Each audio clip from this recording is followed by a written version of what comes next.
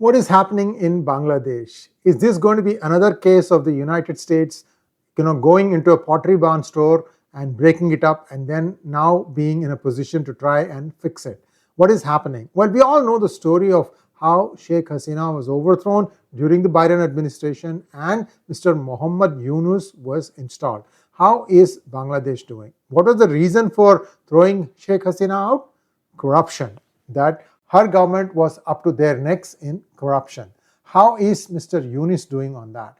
I have reliable information that he got a kickback of $150 million on a recent oil purchase for Bangladesh, and he also got a $100 million kickback on a purchase of commodities.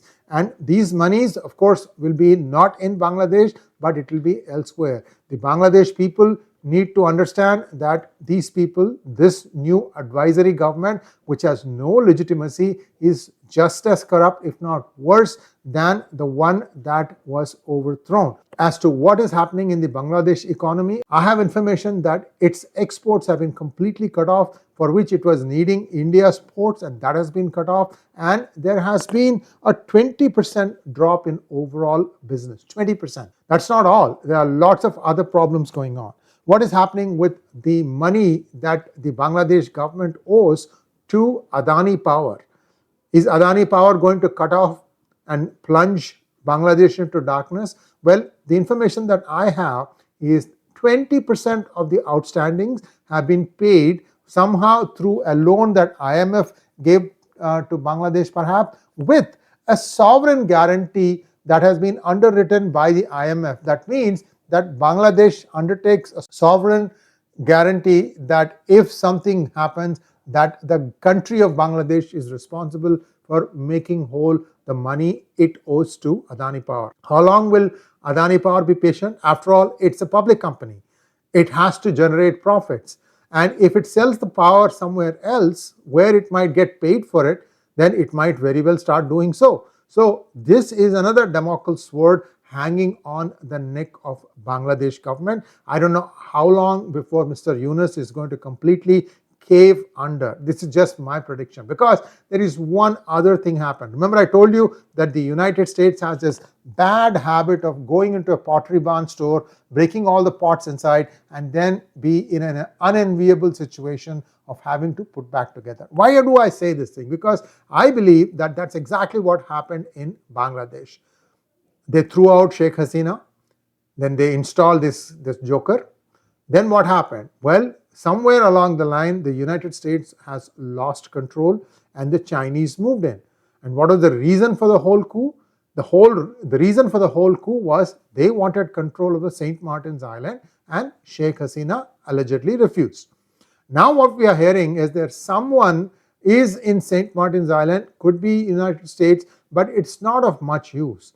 It is too shallow. It cannot be docked. It cannot be used as a listening post. So I don't know what the United States is going to do there. However, another interesting thing happened. Last week, there was an announcement that the United States Army and the Bangladesh Army were going to do joint exercises near the Chittagong area. Well, what happened was, if you do exercises, that's fine. You can announce it in public and exercises can go on. Nothing wrong in that, except there was something clandestine about the whole thing.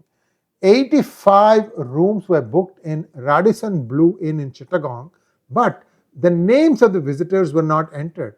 Wait a minute, what's wrong in putting Sergeant Miller, Sergeant Jones, and so on and so forth?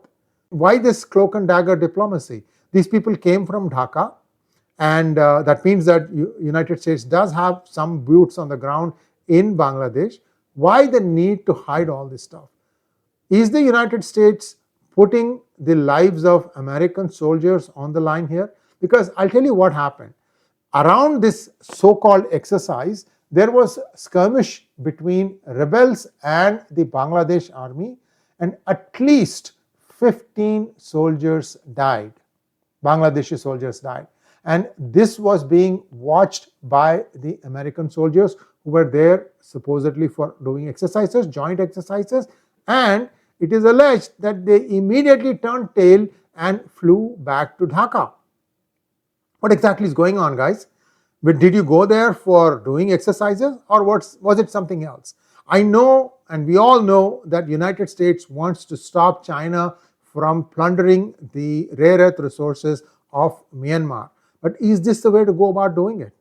Because right at the time these exercises were going on, India and the Myanmar army were also performing exercises. So is this like, I'm going to show you what I can do kind of stuff with 85 soldiers, and then they turned around and ran away back to Dhaka?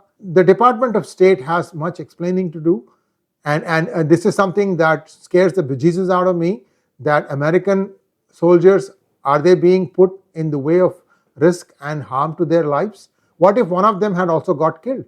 And why did this whole thing happen? Was there a lack of intelligence, or is the Bangladesh army totally inept?